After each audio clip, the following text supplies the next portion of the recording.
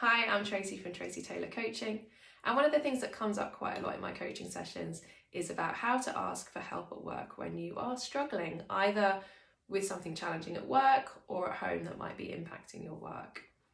And we live in a time now where all companies are telling you about their corporate wellbeing strategies. They're telling you that your wellbeing is at the heart of everything that they do.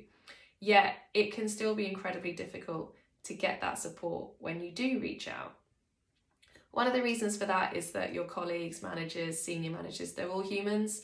They all have such a wide spectrum of emotional intelligence, of the skills to put that emotional intelligence into place, or even the willingness to open their eyes to see what needs to be done to support you going forward.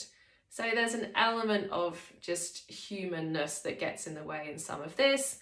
And so what I do when I speak to my clients is to help them understand what it is that they can do without blame, without judgment, but just you can't manage what other people are going to do, but you can think about yourself.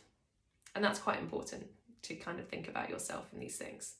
So the first thing that I say is to really understand what outcome do you want from reaching out to support, because that's going to be the trigger to enable you to understand what to ask for, how to ask for it.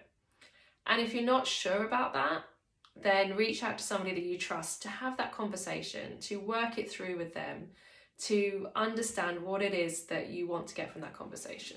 Or obviously speak to a coach. We're quite good at that as well.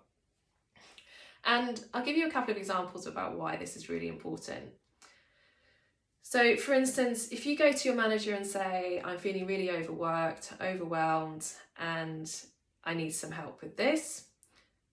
Imagine they think, oh, I'm going to be really helpful here. They take you off your favourite project and they start micromanaging you. They might think, brilliant, I've done my job here, I've been really helpful, I've taken off their workload and I'm really helping them to make sure that they know what they're doing minute to minute of the day. You, on the other hand, might think, wow, that's a punishment. They've taken me off my favourite project and they want to see what I'm doing every second of the day. There can really easily be a misconception there around what it is that you're asking for.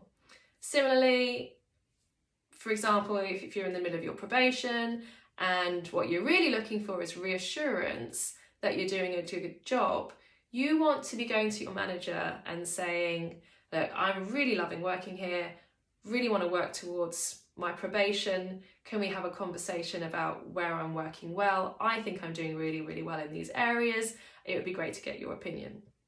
Rather than perhaps the opposite tactic, which might be, I'm not sure I'm doing great. I've kind of messed up in these areas. I don't feel like I'm up to speed here. And I'm a bit concerned that I'm not going to pass my probation and it's not going well. The problem with that approach can be, depending on your manager, they might start to panic a little bit and think, oh, okay, maybe we've hired the wrong person here. I thought they were doing really well, but obviously there's some problems.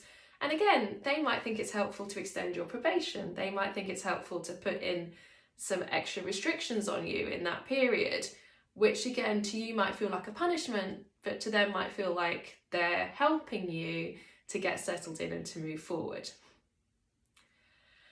And so in conclusion, what I really want to say is make sure that you're thinking about what outcome you want so you don't inadvertently get something that you just didn't intend. And to do that, it's really useful to speak to somebody, to get those thoughts clear and to have someone to challenge you, to say, okay, well, what is it that you really want here? What are you trying to say? And having that neutral person acting like your manager that can help you to go into those conversations really positively and with an understanding about what's going to be mutually beneficial for everyone as an outcome.